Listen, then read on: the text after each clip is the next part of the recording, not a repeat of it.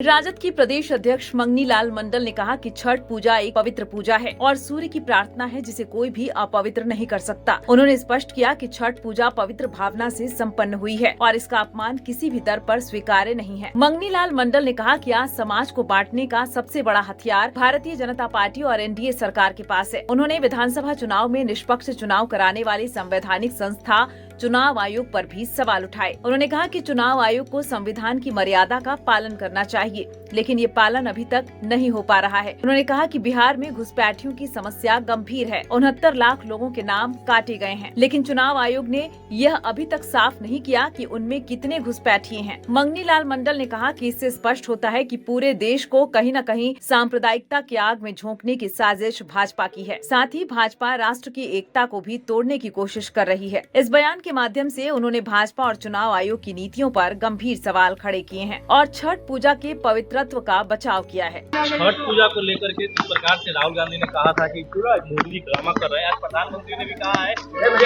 RJD और कांग्रेस जिस तरीके से छठ पूजा को अपमानित कर रही है, बिहार के लोग कोई माफ नहीं करेगा। अरे क्या कर रहे भाई, नीचे रखिए ना, आपको बनी से नहीं होगा। छठ पूजा तो एक पवित्र पूजा है, सूर्य की आराधना है, तो इसको अपवित्र कोई नहीं कर रहा है। पवित्र भावना से छठ पूजा संपन्न हुआ है।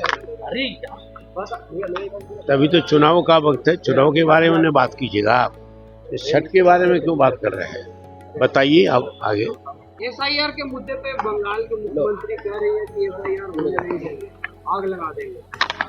अब बंगाल की सरकार क्या कर रही तो मैं नहीं जानता हूँ, लेकिन एसआईआर जो है तो बिल्कुल निरर्थक चीज।